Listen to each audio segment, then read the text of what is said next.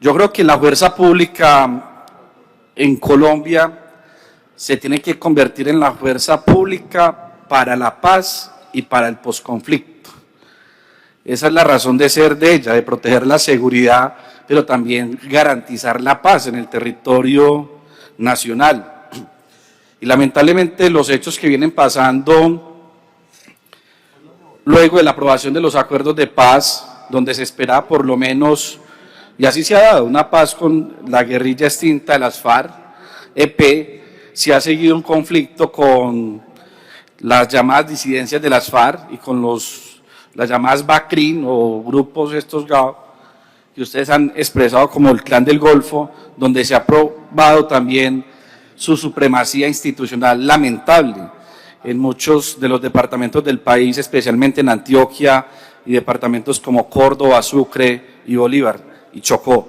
Una situación que nos duele porque debería de ser la institucionalidad por medio de la fuerza pública la que tenga el control total del territorio, pero hoy lamentablemente no tenemos ni el control de gobierno ni el control del monopolio del uso de las armas en el territorio por diferentes circunstancias. Colombia siempre ha estado en conflicto, particularmente desde 1958 vivimos un conflicto de origen político armado, con consecuencias multiversas, distintas, de desigualdad, exclusión, en su momento la imposibilidad de los gobiernos del Frente Nacional de permitir la participación política de fuerzas alternativas, permitió que surgieran fuerzas beligerantes y guerrilleras como las FARC, el ELN y el EPL, igualmente hacia finales de los años 70 el M-19, fuerzas que le han causado un daño enorme a la institucionalidad democrática del país y al pueblo colombiano en general. Y allí Antioquia ha tenido un papel preponderante. En Antioquia, durante ese conflicto de 1958 hasta el 2019, tuvo 2.452.000 hechos violentos, 128.000 fallecidos o asesinados en el marco de ese conflicto. Es decir, el 20% de las víctimas en general a nivel nacional y el 28% de los asesinados fueron o ocurrieron en tierras antioqueñas. Entonces Antioquia tiene unas características muy particulares frente a cómo comprender el conflicto y a cómo vivir el conflicto. Entonces yo creo que en este momento, como lo decía el diputado Correa, hay un momento donde se eligió un nuevo gobierno. Se ha nombrado un ministro de Defensa, el doctor Iván Velázquez, antioqueño además, egresado de la Universidad de Antioquia como abogado, en quien creemos hará un papel bien importante al interior de la fuerza pública en dos sentidos. Primero, avanzar y garantizar, sí, que la fuerza pública sea defensora también y promotora de la garantía de los derechos humanos y de los derechos fundamentales de los ciudadanos. Lamentablemente, durante el estallido social vivido por la pandemia, la fuerza pública fue inferior al reto de proteger la población y más bien terminó masacrando a los jóvenes que salían a protestar legítimamente porque tenían hambre, porque no tenían empleo, porque el Estado colombiano, en cabeza del presidente Iván Duque, en lugar de generar subsidios para la población pobre y vulnerable que estaba siendo desempleada en el territorio, la pobreza se duplicó, el desempleo joven se duplicó, el desempleo en las mujeres se triplicó. En lugar de generar subsidios para esas personas, por medio de una renta básica, una renta mínima, privilegió el sistema financiero y más bien llevó auxilios al sistema financiero de los más grandes ricos del país como Luis Carlos Sarmiento Angulo, el Grupo Aval, Bancolombia, y terminó generando endeudamiento para el Estado en favor del sistema financiero y no en favor de los más pobres y vulnerables de este país, lo que originó un enorme estallido social que a la postre llevó a que también se originaran muchos hechos violentos de abuso de poder por parte de la fuerza pública en contra del pueblo colombiano, en contra de personas jóvenes que perdieron su vida, que perdieron uno de sus ojos, que quedaron mutilados. Y yo creo que esa no es la función pública que debe cumplir ni la policía ni el Ejército Nacional. Por eso surgió la propuesta que seguramente la vamos a ver en los próximos días, la eliminación del ESMAD.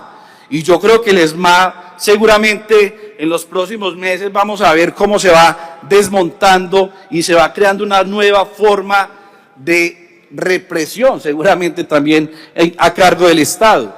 Y tampoco nos puede sorprender cuando se está planteando, yo sí comparto que la fuerza de policía no debe estar en el Ministerio de Defensa. La filosofía en el Estado constitucional del Ministerio de Defensa es para proteger las fronteras nacionales, la soberanía nacional y todo lo relacionado a la soberanía.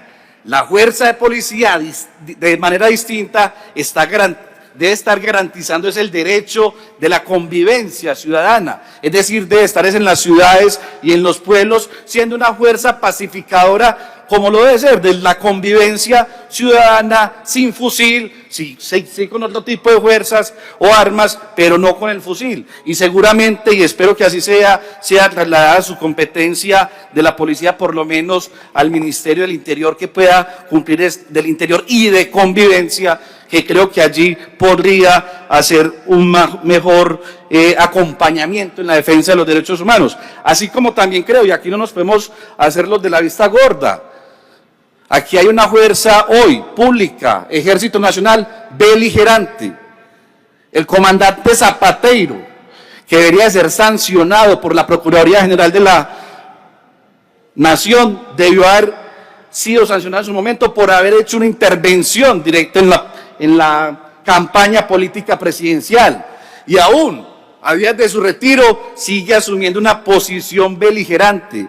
Y beligerante es que es una posición de participación en política que está prohibida en la Constitución Nacional y está prohibida en el mismo bloque de constitucionalidad. Y es un enorme riesgo para las garantías democráticas y de participación de quienes no compartimos las políticas del gobierno actual. Entonces sí me parece que eso pone en riesgo la institucionalidad democrática, más las graves denuncias de corrupción de la cúpula militar colombiana. Eso es lo que nos tiene que preocupar. Y la reacción del Centro Democrático en los últimos días al nombramiento de Iván Velázquez es más bien una reacción de miedo a que se descubran los más grandes escándalos de corrupción en la institucionalidad de la fuerza pública colombiana. Y ojo con esto, no estoy aseverando que todos los policías son corruptos, porque es lo que siempre van a decir los del gobierno, que es que en la oposición estamos generalizando. No, nosotros no vamos a criticar a ese policía que está exponiendo su vida hoy, por ejemplo, en Antioquia, mientras que el Clan del Golfo ofrece hasta 5 millones de pesos por sus cabezas. A esos policías hay que protegerlos. A esos policías hay que darle garantías a ellos y a sus familias. Pero también hay que reconocer que hay una fuerza, una cúpula en esa fuerza pública, tanto en el Ejército como en la policía, que ha desconocido su mandato histórico constitucional. Por eso también le tienen miedo a la Jurisdicción Especial de Paz. Por eso mañana, cuando la Comisión de la Verdad nos presente a los diputados el informe de la Comisión de la Verdad 1958-2019, vamos a conocer los hechos terribles que se generaron desde la fuerza pública. Ayer se imputó a un exgeneral de la República del Casanare por 350 falsos positivos. 350 falsos positivos, un solo general de la República. Entonces, si bien hoy aplaudimos y celebramos el debate sobre el asunto de la seguridad en Antioquia, también tenemos que hacer un llamado a que no se le tenga miedo al cambio. Yo creo que el cambio que viene para la fuerza pública será el mejor cambio. Y quienes más van a ganar ahí serán los mandos medios y bajos de nuestra fuerza pública. porque hay generales para destacar, pero también hay generales que hoy están donde están. Aquí no podemos estar admirando ni a Rito Alejo del Río, ni a Mario Montoya como estandartes de los generales de la República. Ellos hoy deben de estar cantando y contando la verdad del conflicto armado en Colombia. Y también hago un llamado de temor a la intervención política de las fuerzas militares. Insisto en que el general Zapateiro no puede estar haciendo participación política, auspiciado por un partido político y por una revista que es Semana, donde se le da publicidad permanentemente a sus intervenciones.